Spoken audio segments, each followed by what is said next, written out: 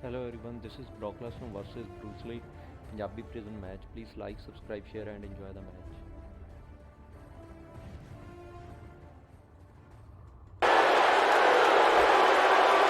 And here we go with what will undoubtedly be a thrilling steel cage match.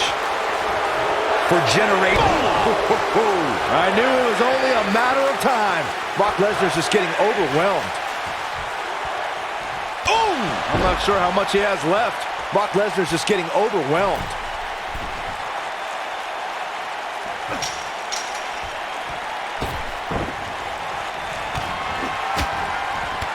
Incredible striking combination. Shoulder tackle.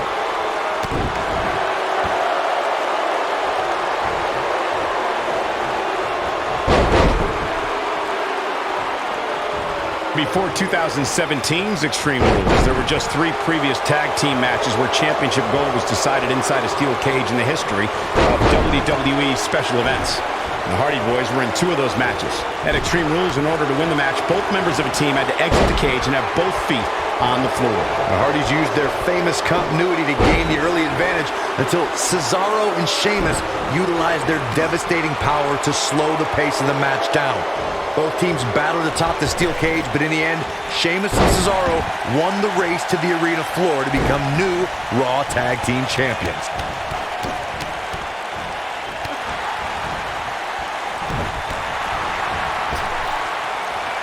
He's looking a little wobbly here, guys. Michael, his legs look like they're about to give out on him.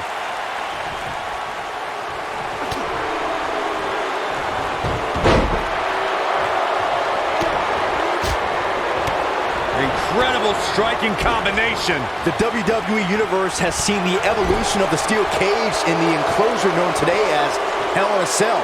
The first time an enclosed cage was seen, Lesnar looking to fly.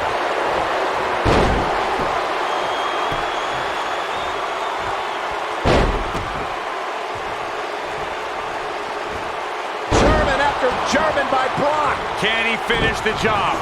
Oh, what a roundhouse kick. All right, we talk about the progression of steel cage matches and the type of structures that have been spawned from them. I need to point out that some cages have been electrified. One was made from bamboo in the form of a Punjabi Prison match. And, of course, the Elimination Chamber with glass pods and steel doors. And today we have the Asylum match, where weapons are on top of the cage. Just goes to show you that times may change, but the objective to destroy an opponent remains the same. There's still no better way to settle a score than to do...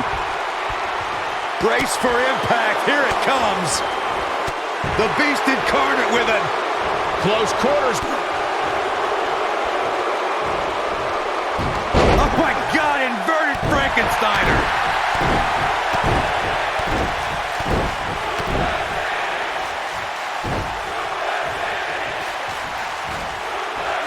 Head over heels. Yeah, incredible flip. The rivalry between Ultimate Warrior and Ravishing Rick Rude began during the Super Pose Down at the 1989 Royal Rumble. Then it progressed to where both superstars battled over the Intercontinental Championship. At SummerSlam 90, the rivals met inside a 15-foot-high steel cage for the WWE Championship. Oh no! Lesnar's about to end this!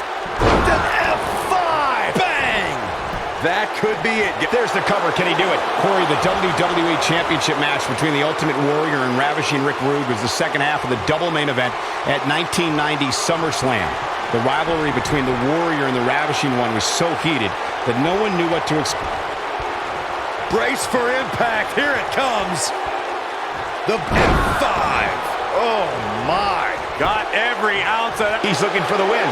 Easily kicks out of that one. Yeah, he's not done yet.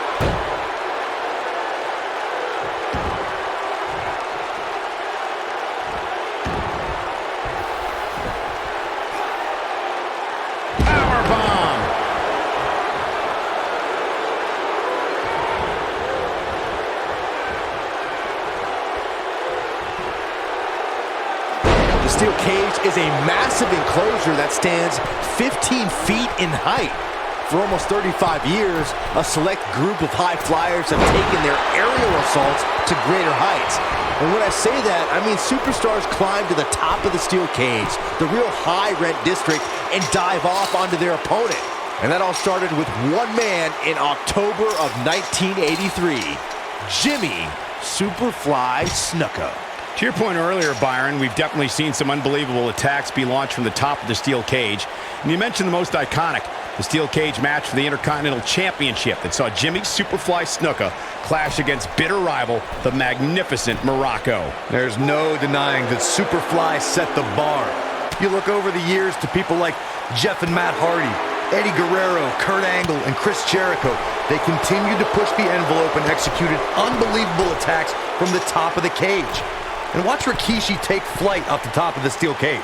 Wow. We talk about how important stipulations are in a steel cage match. If superstars sign a contract where the only way to win is escape the cage and have both your feet touch the floor, the competitors must have a plan. Especially since you have to be comfortable trying to escape through the cage door as you do climbing over the top of the cage and vice versa. Oh man, that hurt the back, spine rattling. The great ones always explode when they have the chance. Corey, you touched on something moments ago that's so important for the combatants in a steel cage match to remember. A superstar must be able to think offensively to figure out how they're going to escape the cage. They must think Suplex City! We may be looking at our winner here, guys. Here we go. Brock Lesnar is setting it up. Oh no! Lesnar's about to put that F5! Bang! But can he follow up? And there's the cover. Digging deep for a kick out. Too soon.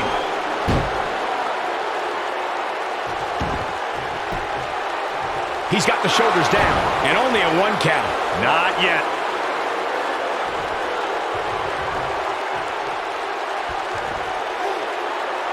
Now the old vicious head crank.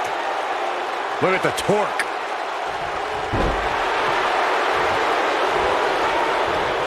Just a step quicker, it looks like. Brock Lesnar just too fast for him. Lightning speed from the Beast.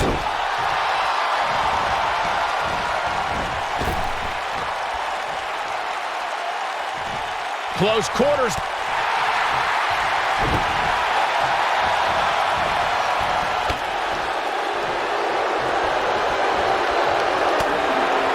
What a strike. Brock Lesnar just too fast for him. Lightning speed from the Beast. There's a certain feeling that comes over the combatants in a steel cage match once they hear the door close and see the official lock. Wow, I thought he was a goner. When Barack is feeling it, good luck to you. Great job escaping, trying to turn this thing around. Oh my God. Pile driver. Spiked him. Wow, I gotta say that I'm in shock. I really thought Lesnar would look better here tonight. You spoke about this earlier, Corey. It's crucial for a WWE superstar to fully understand the gravity of the situation they're in when they battle inside a 15-foot-high steel cage. An individual must be ready to endure pure brutality and be prepared for the fight of their life. No one leaves a steel cage match without scars.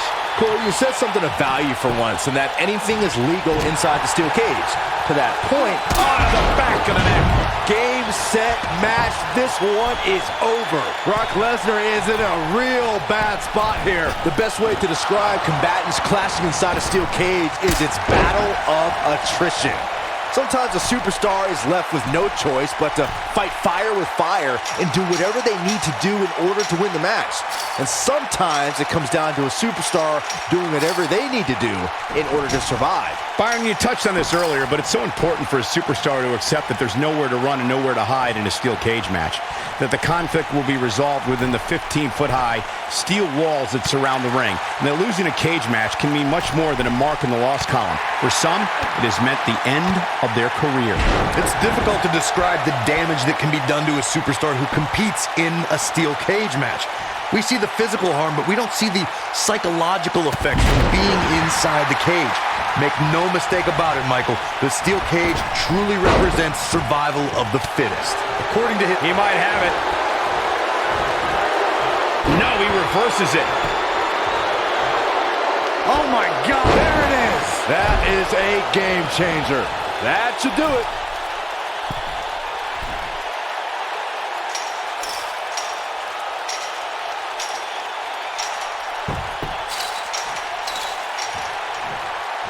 Corey, you gave us an impressive history of the origins of the steel cage match. I'd like to point out to our viewers that from the 1960s through the mid-1980s, chain link fences were used to enclose the ring for WWE steel cage matches. A superstar could win by pinfall submission or by exiting the cage through the cage door or climbing over the top of the cage. We should also point out, Michael, that the way to win a steel cage match can vary by match depending on what was agreed to before contracts to compete in the match were signed. Talking about history, at WrestleMania 2, WWE unveiled the redesigned steel cage with solid steel blue bars before returning to chain link mesh in the late 1990s.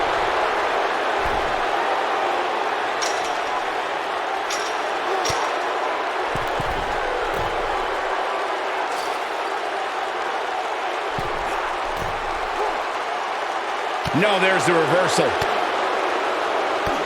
Oh, what impact!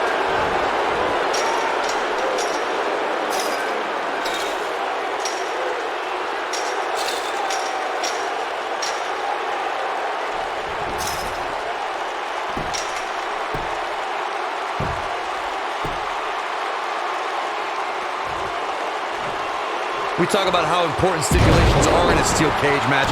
If superstars sign a contract where the only way to win is escape the cage and have both your feet touch the floor, the competitors must have a plan. Especially since you have to be comfortable trying to escape through the cage door as you do climbing over the top of the cage and vice versa.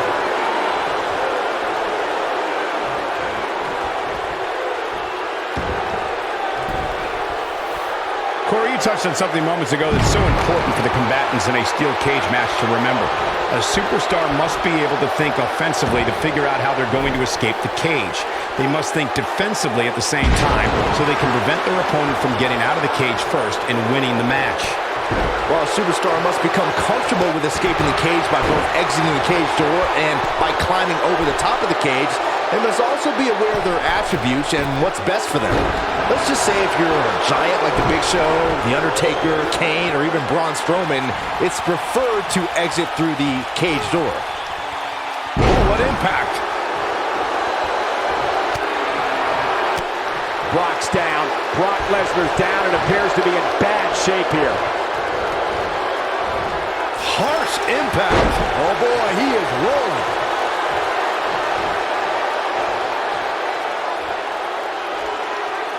It's not looking good for Brock Lesnar.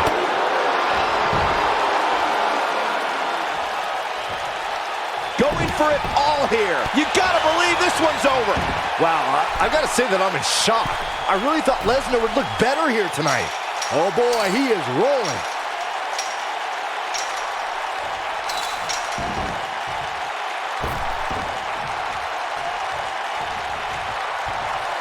Oh my God! Pile driver! That's what he was looking for, Michael. Before 2017's Extreme Rules. Oh my God! Oh boy, he is rolling. And now one more time.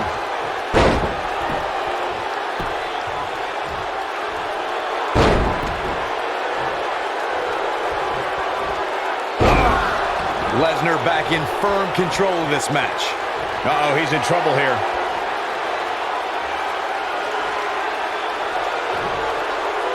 Brace for impact. Here it comes. The Beast incarnate with him. Looking for the... Nailed it. Wow, I gotta say that I'm in shock. I really thought Lesnar would look better here tonight. Black Mass! Wow, I'm just as surprised as you guys are.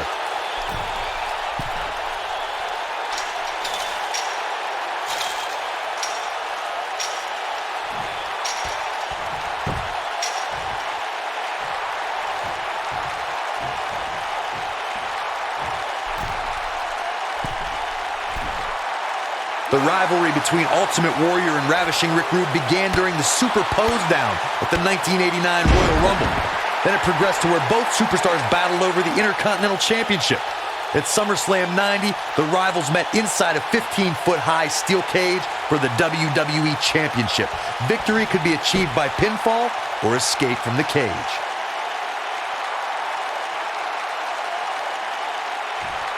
Corey, the WWE Championship match between the Ultimate Warrior and Ravishing Rick Rude was the second half of the double main event at 1990 SummerSlam. The rivalry between the Warrior and the Ravishing One was so heated that no one knew what to expect. This will go down as one of his hardest fought battles in WWE. And here's another look at what made that match so special. Check this out. I remember this part very well. He was on point the entire match, as you can see here.